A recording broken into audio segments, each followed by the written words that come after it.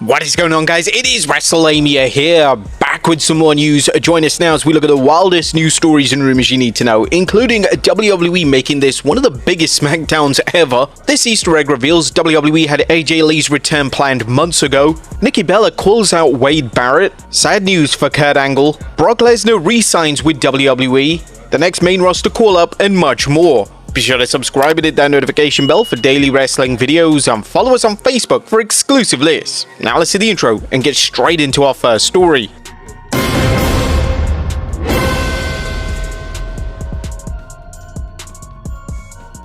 Now first story looks at WWE is making this the biggest SmackDown ever. Our top story today takes a look ahead at tonight's historic SmackDown, and now it's been reported that fans can expect one more huge surprise on the show. Of course, if you don't want to know that rumor, please skip ahead to the next story in the timestamps below. Now tonight's SmackDown from Chicago is expected to sell out, and stars confirmed for the show include John Cena and CM Punk. There's been a major movement when it comes to ticket sales since Punk was announced, and naturally, the rumored WWE return of AJ Lee has heavily influenced interest in the show. But there's another surprise coming tonight, as according to Fightful Select, former WWE champion Brock Lesnar could be returning on the show tonight. A major WWE star is expected to be in Chicago and very well could be on what looks to be a huge SmackDown. Fightful Select has learned that Brock Lesnar has been scheduled to travel to Chicago this week. Friday's episode of SmackDown emanates from Chicago, and sources in WWE that we spoke to said that he was discussed as a possibility for the show. According to WrestleVotes, it's slated to be John Cena's last SmackDown. The two are scheduled to compete against one another at WWE WrestlePalooza on September 20th, although it isn't announced. And with the show also being Cena's final ever appearance on the Blue brand, it's entirely possible that WWE writes Cena off. Cena's next confirmed WWE appearance isn't until September 15th's Raw, and he's expected to be a Raw star moving forward. Hopefully WWE is able to deliver a memorable show tonight, as expectations are through the absolute roof. So much so that I'm staying up for SmackDown tonight, even if it does finish at 3 AM. Now, whilst the show is relying heavily on star power and the rumored return of AJ Lee, the rest of the show also needs to excel, especially after last week's show received record low ratings. And it's worth noting that last week's show aired on tape delay in the US, but nevertheless, the quality of the Blue brand has been critiqued for some time now, and some are urging WWE and Triple H to freshen up the writing team when it comes to the show. Next up, the real reason for AJ Lee's WWE return. Now, we're just hours away from AJ Lee potentially returning to WWE. This has been a return that's been well anticipated for over 3,000 days. And now a new report has surfaced as to why exactly WWE wants AJ Lee back. According to a new report from WrestleVotes Radio, this isn't the first time in which WWE have attempted to bring back the popular star, but they feel like bringing her back now would generate major buzz ahead of WrestlePalooza on ESPN. We are told this isn't the first time WWE has tried to bring her since CM Punk returned in November 2023, but this is the first time the company has pushed for it in such a big way, as they feel like a return could generate significant buzz heading into the ESPN debut. This is the first time they've really pushed for her to come back to make a decision that they wanted to hear the S word, and they got it, so she's on her way back. Now, the buzz surrounding AJ's potential return tonight is insane, and it's easily compared to the night of Survivor Series in 2023, when it was heavily rumored that CM Punk was returning to the company. Now, there is concern from some fans that WWE are just trying to swerve everyone, and it's not actually going to be AJ Lee returning. This wouldn't be just a massive blow, this would be a massive risk, and it's unlikely to be the case. Several reputable outlets have reported that AJ is on her way back to the company, and the backlash that WWE would receive if AJ doesn't appear tonight would be astronomical. Next up, fans have spotted a huge Easter egg. Now, is it possible that WWE have been teasing an AJ Lee return as far as back as May 2025? Well, a lot of fans on social media have noticed something rather interesting from an episode of Raw all the way back in May of 2025. During a backstage segment between The Vision, there's a board in the background, and on that board says the words "Light It Up." Now, this is of course a lyric in AJ's iconic theme song.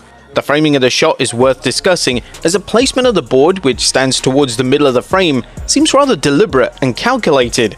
The idea that WWE had planned this out as far as back as May is crazy to think about, but it's rather interesting that the tease appeared in a segment featuring Seth Rollins, a name that AJ will be feuding with if she returns to WWE programming. In the Triple H era of WWE, he's been prone to tease returns and debuts, and it wouldn't come as too much of a surprise to see more prior Easter eggs surface in the coming days and weeks when it comes to AJ's WWE comeback. But this is an awesome Easter egg that fans noticed. We can't believe it's taken several months to see this. Next up, Nikki Bella calls out Wade Barrett.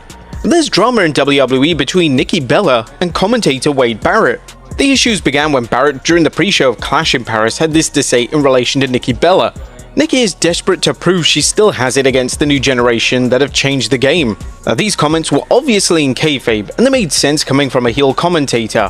Unfortunately, Nikki hasn't reacted well to the comments, and according to Nikki on her podcast, she wants to talk to Barrett regarding his remarks. I would like to have a conversation with Wade Barrett. He avoided me on Monday, which was shocking, because he always comes up and says hi to me. He tried to avoid making eye contact with me in the hallway and understand why you want to be a heel commentator and stuff, but there's one thing of, Michael Cole does this beautifully. And Nikki Bella would go on to praise Michael Cole, and she added that she was getting ready in the locker room when she heard Barrett's comments. This is why Michael Cole is one of the greatest commentators. He knows how to take a life story and put into what we do, because that is real. We don't go out there as robots or superheroes. We are actually professional athletes, and we go through real things, and we have to put that as part of it.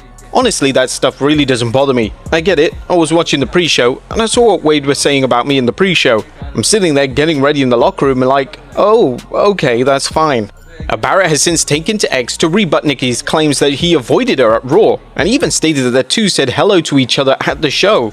I had no idea Nicola felt this way, and I'm happy to have this conversation anytime she likes. I wish she brought it up when we said hello to each other at Raw, rather than via her podcast. I don't understand the avoiding claim at all, simply not true.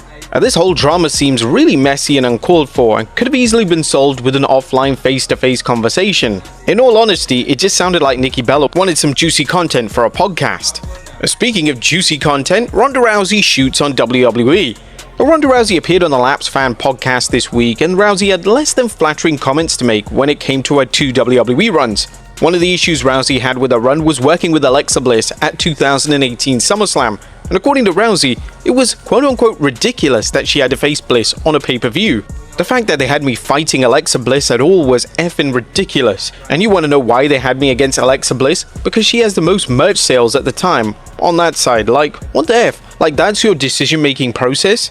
Fans are quite rightly calling out Rousey for these comments, as it shows a basic lack of understanding of the pro wrestling business.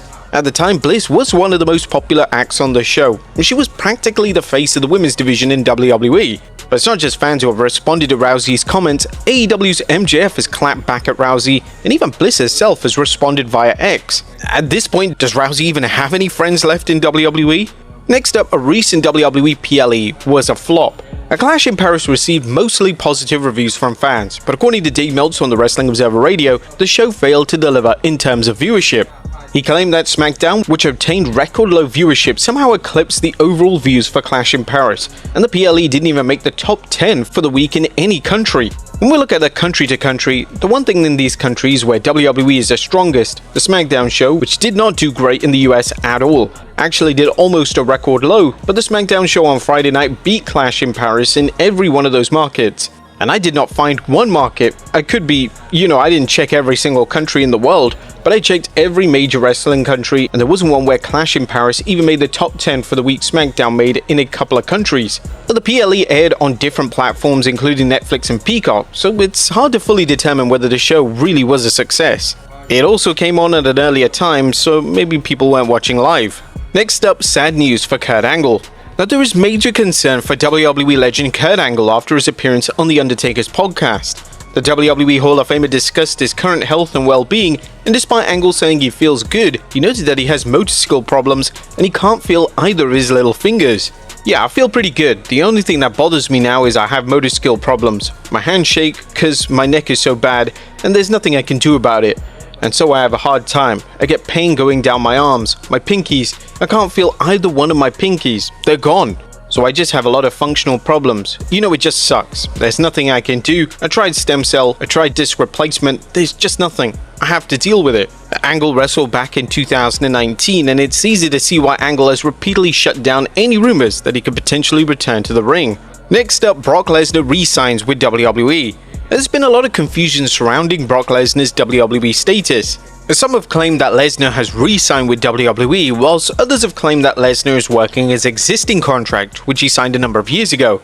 But now in the Wrestling Observer newsletter, they provided an update on this, and according to them, WWE have indeed signed Lesnar to a new contract. Lesnar actually just got signed a new contract to return. He was getting paid on his prior contract long after they stopped using him, but that deal did expire and he was actually a free agent for months until the new deal was signed. They couldn't extend the prior deal due to injury like with others because he wasn't injured and it wasn't their choice not to use him. They were likely very confident that Lesnar would sit tight and not entertain an AEW offer, or because of the allegations in the lawsuit that they were confident that Tony Khan would not make a pitch to him nor Lesnar make a pitch to Khan when he was a free agent. Now, it's likely that Lesnar's deal is similar to his prior deals in WWE, and this deal will see Lesnar work selected dates or work all major shows such as the Royal Rumble and WrestleMania. And finally, the next main roster call-up revealed. Our final story today takes a look at the next potential main roster call-up in WWE. According to WrestleVotes Radio, Tony D'Angelo could be on his way to the main roster, and his gimmick will slightly be refined before he debuts on Raw or SmackDown. Sources indicate Tony D'Angelo's name has been circulating within creative recently, with some expecting him to debut on the main roster before year's end. His mobster-style gimmick is expected to remain at this time, though it will likely be slightly refined before it hits Raw or SmackDown. D'Angelo is said to have a strong work ethic and standout personality traits that many within the company speak highly of. D'Angelo was heavily rumored to debut at Clash in Paris this weekend. There were significant rumors that the NXT star was going to debut as part of Seth Rollins' Vision stable, but obviously that didn't happen. It's definitely time for D'Angelo to be called up to the main roster. However, with that being said, there's a lot of discourse on social media relating to his Don gimmick and how it's going to work on the main roster. The report that WWE will be refining the gimmick is great to hear, however it's unclear how exactly they can modify the gimmick without stripping everything away that got him over with the NXT audience in the first place. But there you have it folks, the wildest news stories and rumors you need to know. Be sure to leave your comments down below, and I'll see you next time with some more wrestling content.